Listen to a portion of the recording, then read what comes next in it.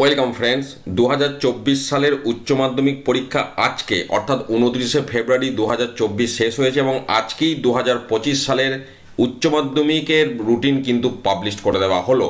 যেগুলি বলার মতো বিষয় সেটা হচ্ছে পরীক্ষা শুরু হবে 3 মার্চ 2025 এবং চলবে সমস্ত পরীক্ষা যদি আমরা ধরি 18 মার্চ 2025।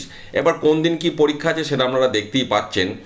আরেকটি যেটা অত্যন্ত উল্লেখযোগ্য বিষয়, এবছর যেটা 9:45 থেকে পরীক্ষা শুরু হয়েছিল সেটা পরীক্ষা শুরুটা হবে সকাল 10টা থেকে এবং চলবে 1:15 পর্যন্ত। টোটাল 3 ঘন্টা 15 মিনিট পরীক্ষা।